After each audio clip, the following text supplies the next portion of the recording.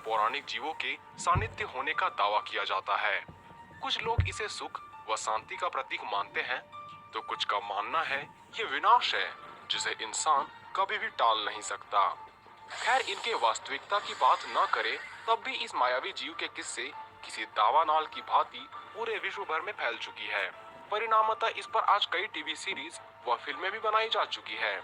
और आज के इस वीडियो में हम इन्हीं बातों का विश्लेषण करके ये जानने की कोशिश करेंगे कि सभी लोक कथाओं के दुनिया का कौन था 10 सबसे शक्तिशाली ड्रैगन, जिनके नाम मात्र से ही कईयों के पसीने छूट जाया करते थे। तो वीडियो में आगे बढ़ने से पहले वीडियो को जरूर लाइक कर दें और चैनल पर नए हैं तो चैनल को जरूर सब्सक्राइब कर दें।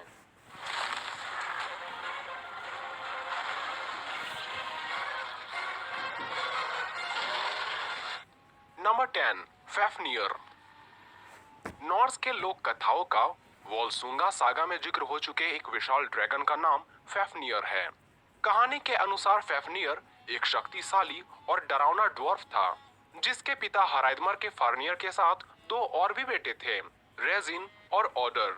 अब चूंकि फैफनियर अपने किसी भी भाइयों में सबसे शक्तिशाली और खतरनाक था, इसलिए इसे अपने पिता के सुनहरे घर की रखवाली का जिम्मा दिया जाता है। पर कहानी तो तब बदल जाती है जब गॉड लोकी के हाथों फैफनियर के भाई ऑर्डर की मृत्यु हो जाती है। इसलिए गलती की भरपाई करने के लिए लोकी ऑर्डर के परिवार को एक खजाना देते हैं, पर लोकी धूर्त था, इसलिए उसका दिया हुआ खजाना भी शापित था, जिसे फैफनियर समझ ना सका और इसने अपने पिता को मारकर सारा खजाना ले भागा। पर लालच से भरा फैफनियर जब इस खजाने की पेटी खोलता है, तब यह समाइन ड्वार्फ से एक विशाल खूंखार ड्रैगन में बदल जाता है। और यह ड्रैगन इतना खतरनाक होता है जिसके श्वास छोड़ने मात्र से ही वातावरण में जहर घुल जाती है। साथ ही ये इंसानों की तरह बात कर सकता है और सभी को भ्रमित करके अपने पास बुला सकता है। पर अंत में रेजिन का पुत्र सिगर्ट के हाथों फैफनियर का अंत होता है। नंबर 9, अमारू। जब भी आप ड्रैगन की कल्पना करते हो तो आपके दिमाग में बस तबाही वाला दृश्य दिखता होगा। वैसे तो सभी ड्रैगन भयानक दिखते हैं, पर सभी बुरे नहीं होते। और अमारू उन गिने चुने हुए ड्रैगन में से है जिसे आप अच्छा ड्रैगन कह सकते हैं। अमारू 2 सिर वाला एक विशाल ड्रैगन है, जिसकी त्वचा किसी सर्पेंट की भांति दिखती है। पर गौर करने वाली बात तो यह है कि इस ड्रैगन का एक सिर किसी चिड़िया की तरह होती है, तो दूसरा सिर किसी प्यूमा की भांति होता है। इस ड्रैगन के 2 विशाल पंखों के साथ बिजली पैदा करने वाली एक पूंछ भी होती है। जीवन का देवता ये ड्रैगन नदियों के पानी के अंदर रहता है और इसे स्वर्ग तथा धरती का कड़ी माना जाता है। इस ड्रैगन को अच्छा इसलिए बताया जाता है क्योंकि यह सूखे स्थलों पर भी वर्षा करवा सकता है, सभी की बीमारी को मिटा सकता है और महामारी को हमेशा के लिए नष्ट कर सकता है। नंबर 8, मीको नावा। फिलीपीन के लोक कथाओं में एक ऐसे ड्रैगन का जिक्र हो चुका है जो दिखने में किसी विशालकाय आग वाली चिड़िया की तरह लगती है और इसके हर एक फेदर किसी तलवार की भांति होती है।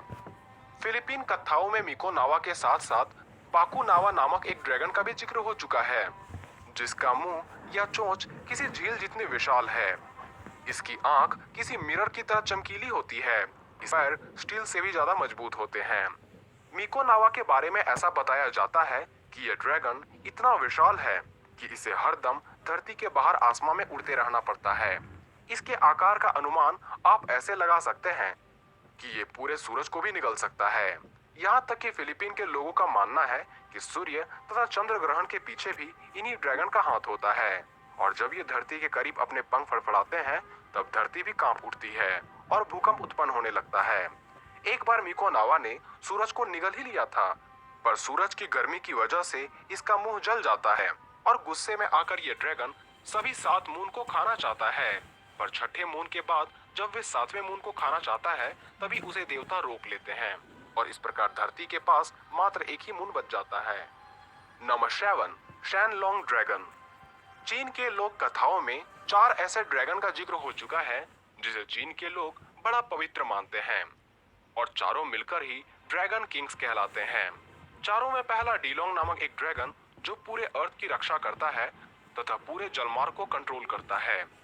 दूसरा तियानलोंग यानी सेलेस्टियल ड्रैगन जो देवताओं के स्वर्गीय आवास की रक्षा करता है।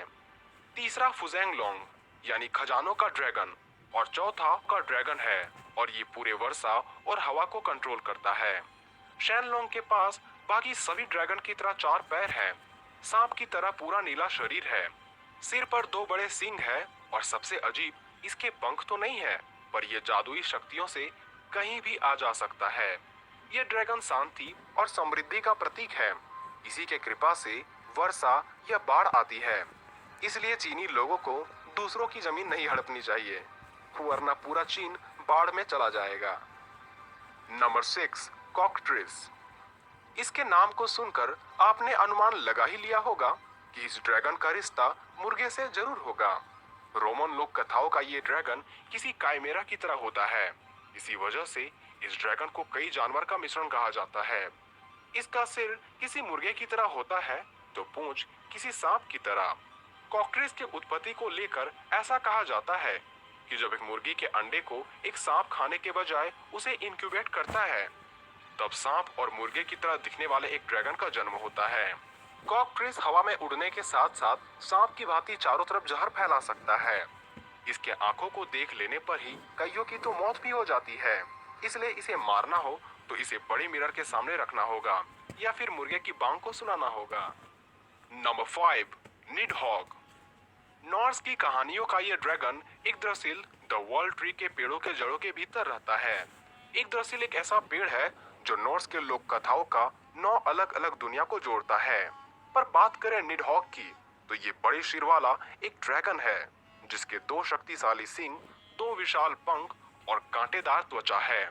निडहॉग के ताकत को आप ऐसे समझ सकते हैं कि इसके सोचने मात्र से ही आदमी पागल हो जाता है, यहाँ तक कि मारा भी जाता है। यही वजह है कि अंडरवर्ल्ड में गलती से भी आए किसी भी जीवों को ये मारकर खा जाता है। खास करके वो तो इनके हाथों से नहीं बच सकता जिन्होंने जीवन में कभी पाप किया हो। नंबर 4, रियोजिन। जापान के लोक कथाओं का ये ड्रैगन पूरे समुद्र का ताकत रखता है। दिखने में भले ही ये कॉम्पैक्ट, कांटेदार और धारदार नाखूनों वाला ड्रैगन लगे, पर ये अपने जबड़ों को इतना खोल सकता है जिसके अंदर पूरा जहाज या व्हेल भी समा जाए। इस ड्रैगन को लेकर ऐसी अवधारणा है कि ये इंसान का रूप ले सकता है और इसकी बुद्धिमत्ता को चुनौती दे पाना किसी की भी बस की नहीं। ये बारिश को अपने अनुसार मोड़ सकता है या समुद्र में तूफान उत्पन्न करवा सकता है, लेकिन उसके बावजूद भी इसे अच्छा ड्रैगन माना जाता है। अब 4 लक्स साबुन पे 1 मुफ्त